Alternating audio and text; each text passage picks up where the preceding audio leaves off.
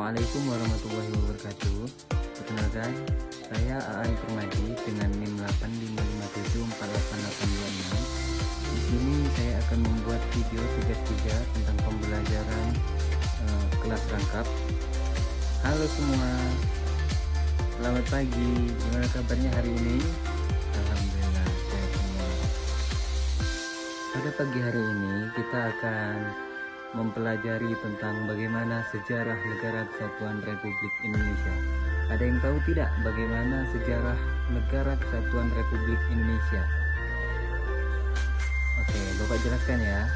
Negara Kesatuan Republik Indonesia adalah negara yang berdiri pada tanggal 17 Agustus 1945 yang dibacakan dengan pembacaan teks proklamasi yang dibacakan oleh Insinyur Soekarno dengan didampingi oleh Muhammad Hatta.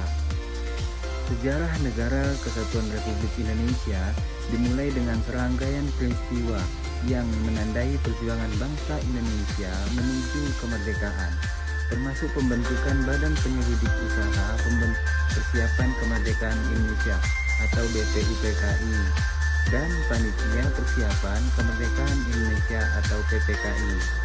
Ada yang tahu tidak? BPUPKI dibentuk pada tanggal berapa?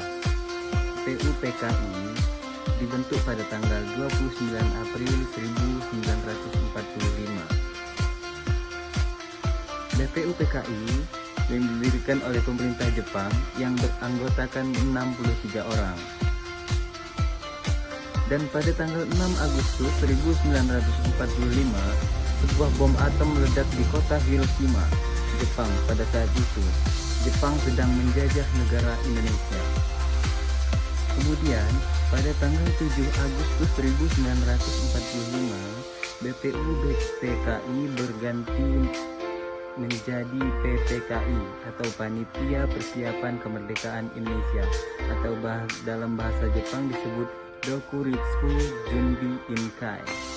Kemudian pada tanggal 9 Agustus 1945, bom atom kedua kembali dijatuhkan di kota Nagasaki yang membuat Jepang menyerah kepada Amerika Serikat. Momen ini dimanfaatkan oleh Indonesia untuk memproklamasikan kemerdekaan. Pada tanggal 10 Agustus 1945, Sultan Syahrir mendengar lewat radio bahwa Jepang telah menyerah pada Sekutu, yang membuat para pejuang Indonesia makin mempersiapkan kemerdekaan.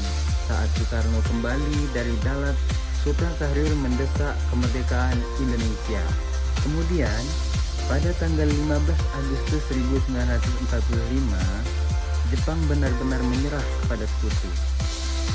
Pada tanggal 16 Agustus 1945, pada saat dini hari, para pemuda membawa Soekarno beserta keluarga dan Hatta ke Rengas Dengklok dengan tujuan agar Soekarno dan Hatta tidak terpengaruh oleh Jepang di sana, dan Mr. Ahmad Soebarjo di Jakarta menyetujui untuk memproklamasikan kemerdekaan Indonesia. Oke. Sampai sini ada yang mau ditanyakan atau ada yang belum paham? Bisa ditanyakan dengan Bapak. Oke, baik. Bila tidak ada yang ingin ditanyakan, Pak lanjut ya.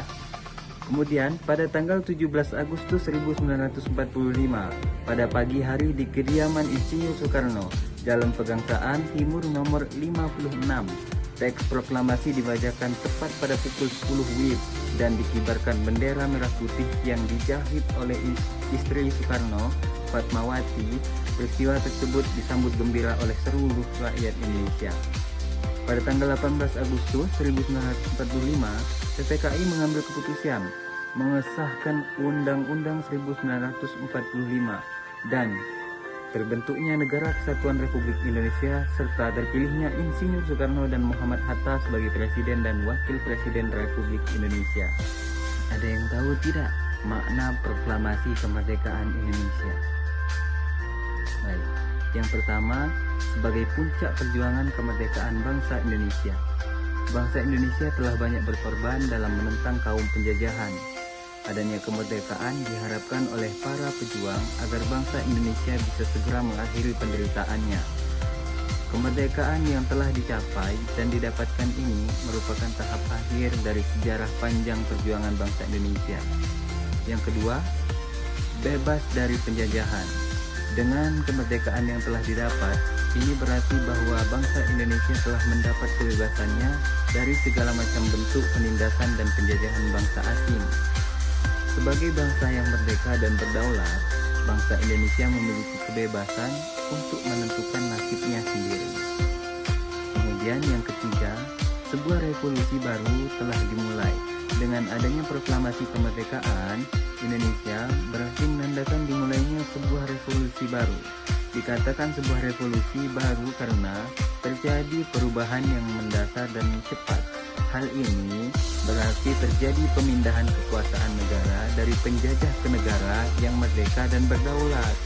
Yang keempat, sebagai berkah Tuhan yang Maha Kuasa, proklamasi kemerdekaan Indonesia merupakan sebuah berkah dari Tuhan yang Maha Kuasa dan sebagai hasil dari perjuangan bangsa Indonesia sendiri.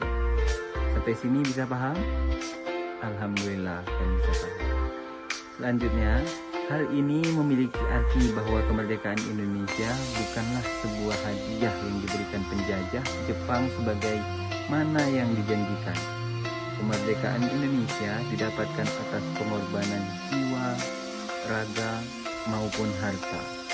Yang kelima, pintu gerbang menuju masyarakat yang adil dan makmur.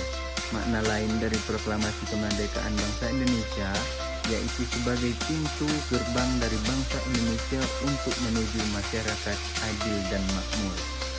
Mungkin hanya itu yang bisa Bapak sampaikan untuk materi hari ini. Bagi murid-murid yang belum paham, silahkan bila ada yang ingin ditanyakan. Tidak ada ya? Baik. Sebelum kita mengakhiri pelajaran kita pada pagi hari ini, baiknya kita berdoa terlebih dahulu. Berdoa dimulai, berdoa selesai. Baik, terima kasih. Bapak akhiri, wassalamualaikum warahmatullahi wabarakatuh.